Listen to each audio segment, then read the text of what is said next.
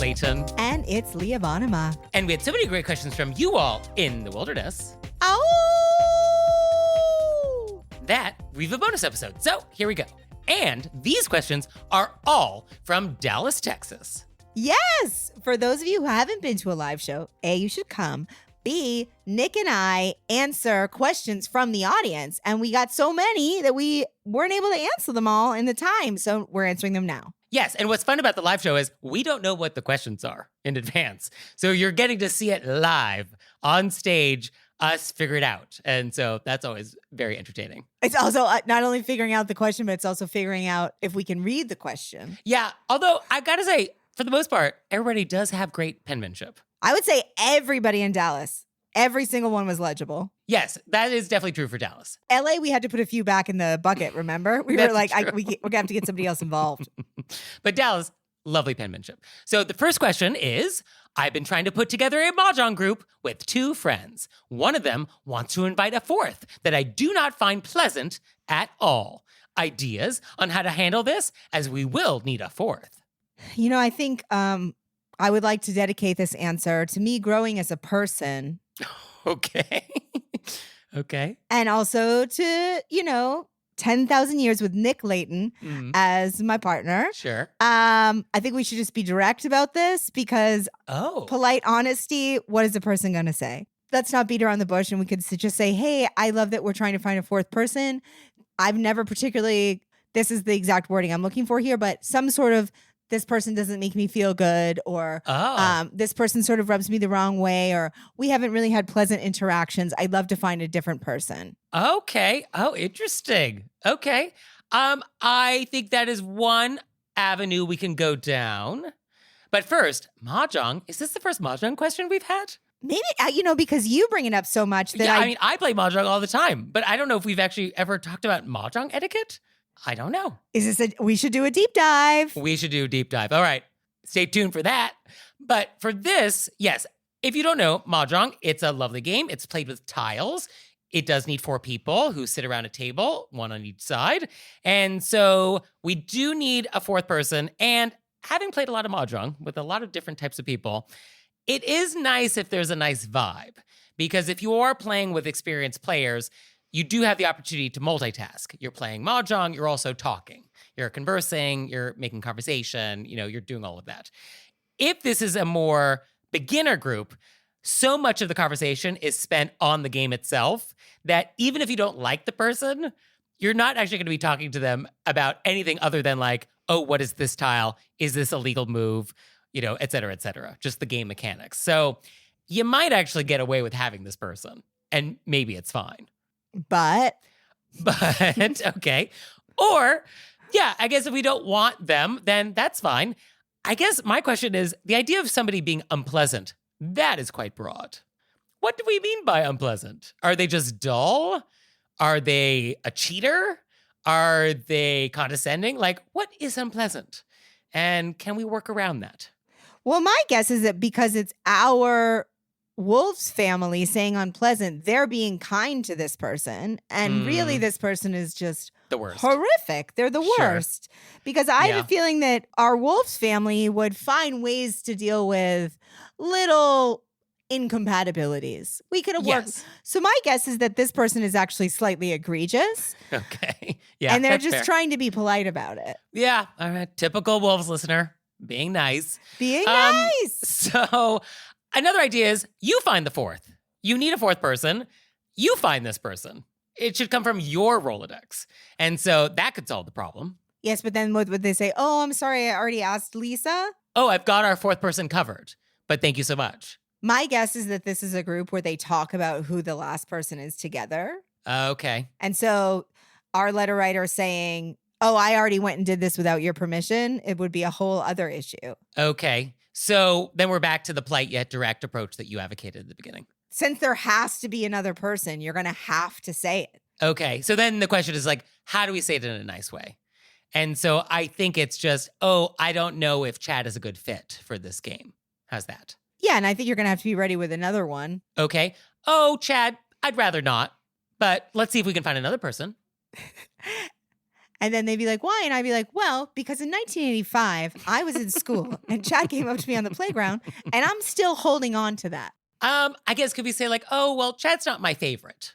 I think we can say that. I mean, do we have to just be like, oh, because Chad did X, Y, Z? Or like, I just find that Chad rubs me the wrong way, or it's just a little oil and water.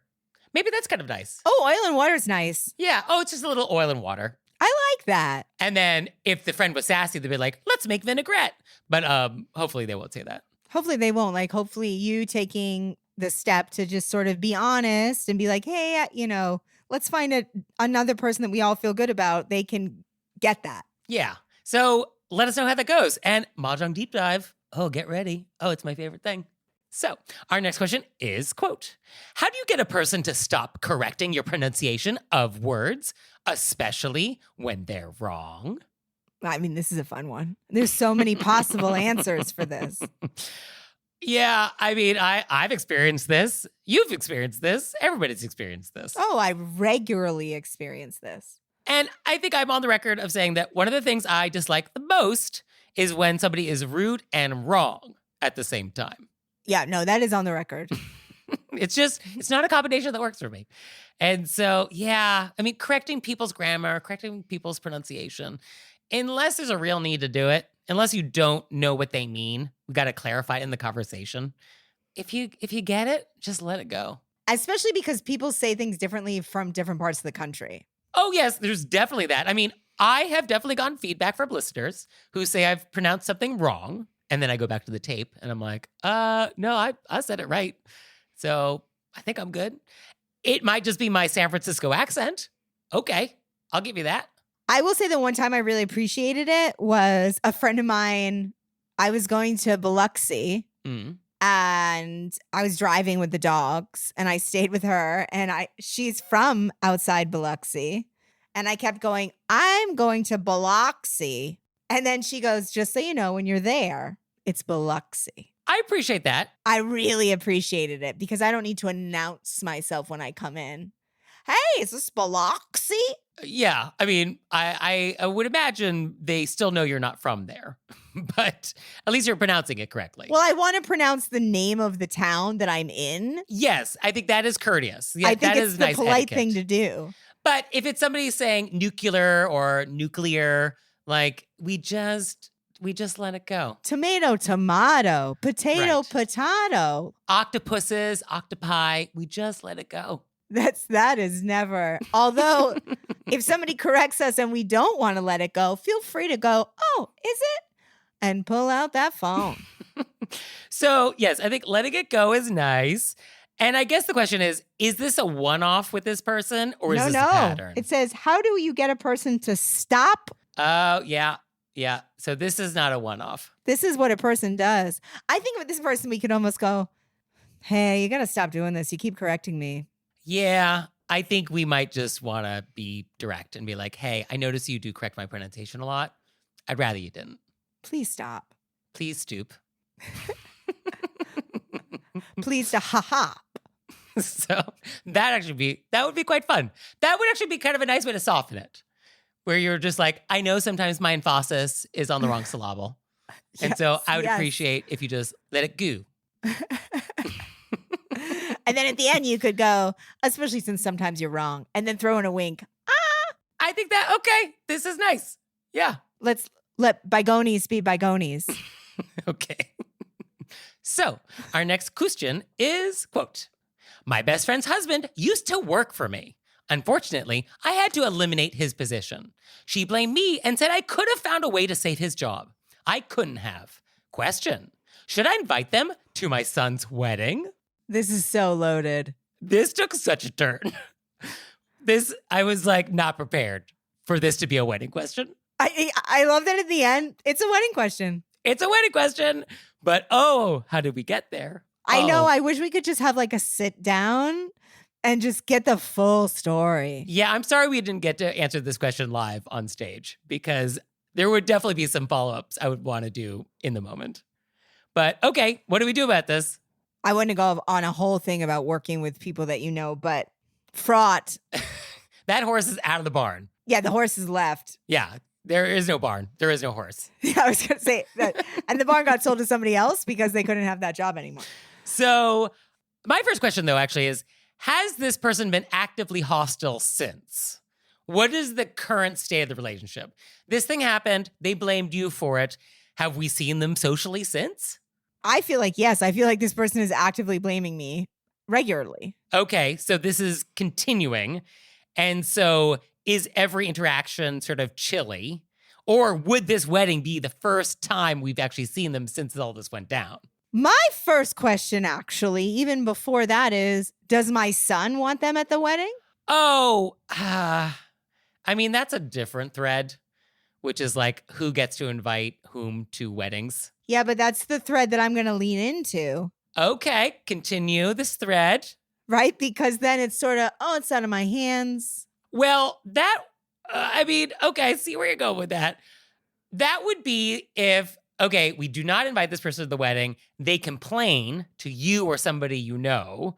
And then we send the message back, which is like, oh, I wasn't in charge of the guest list. So you have still allowed this person to blame you for the first event and then have given them occasion to be mad at you for not inviting them to the wedding.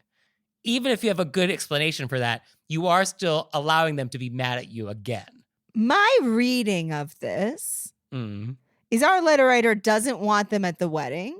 Oh, I don't think they want them at the wedding. Yes, because they did what they could. My guess is that this person probably should have lost their job a long time ago. Oh, and they tried their best to keep them. That is very plausible. And they were working to keep this person's job, even though it wasn't working because it was a best friend's husband. Yeah.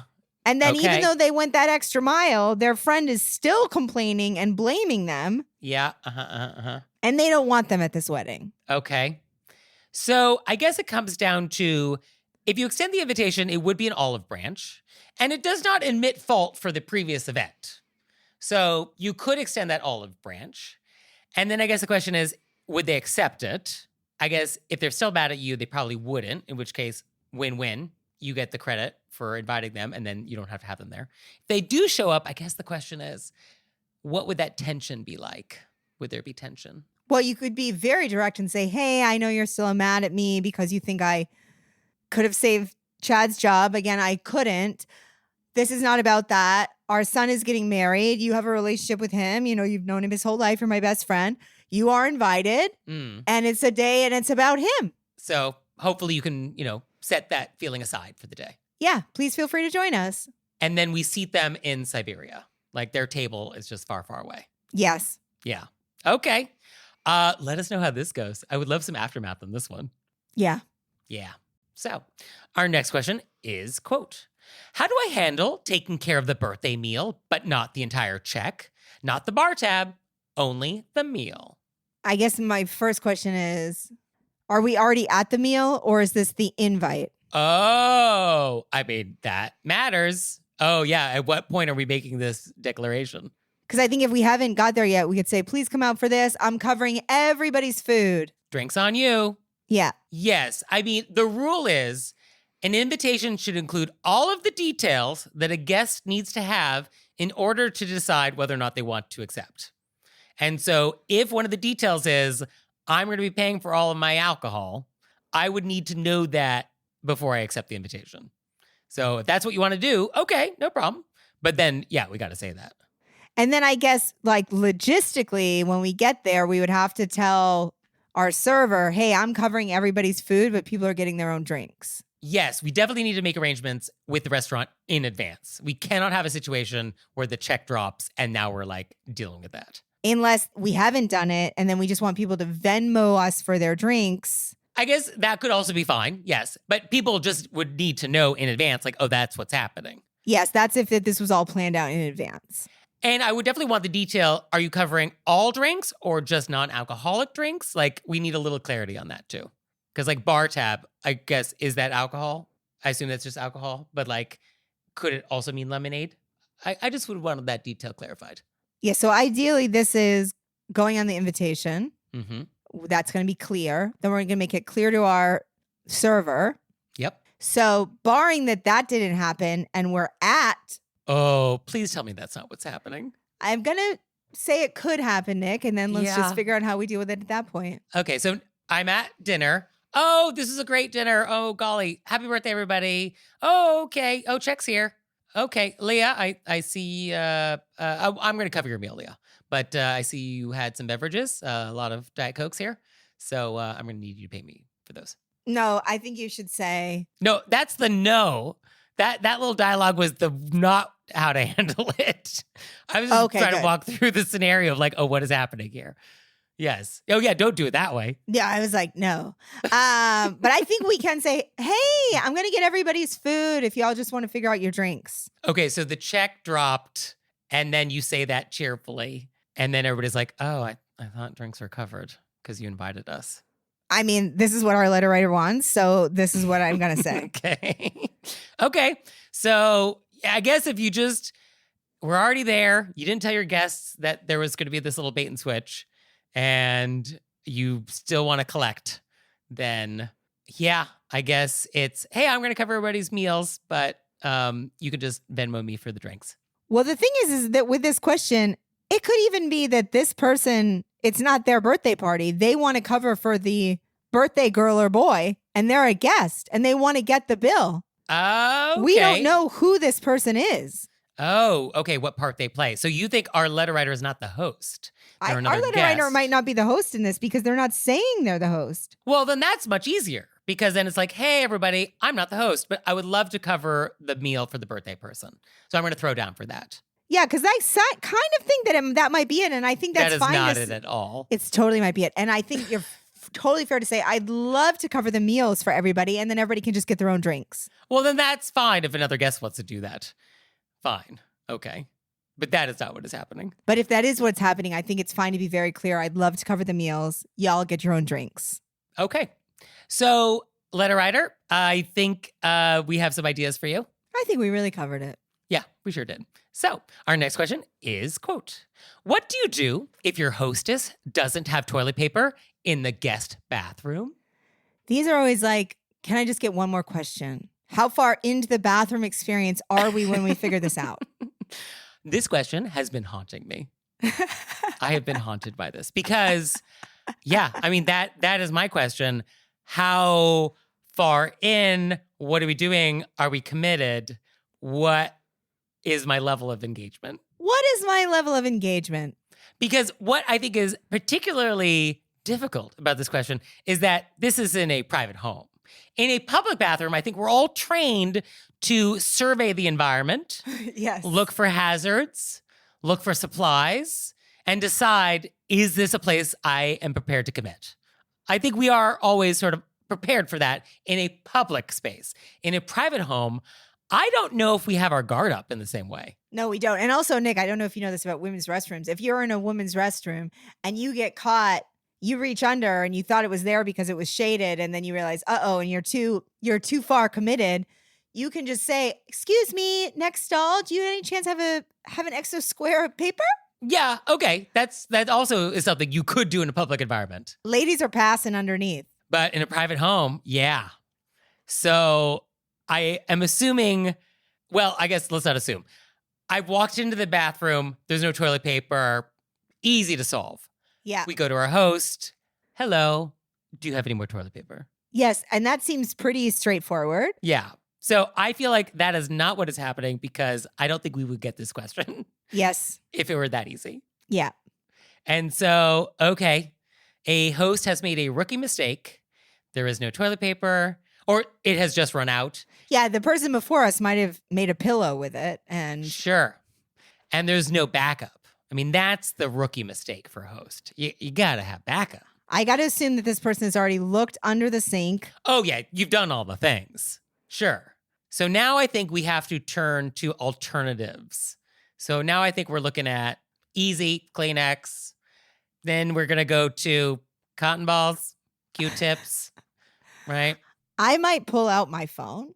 We could call for backup. Is that what you mean? Yes. And say we're there with a friend.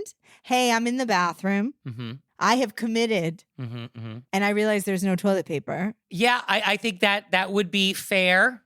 Let's say you can't do that. I think the only idea I have, I don't love it, but it's an idea, is we just kind of go bidet style.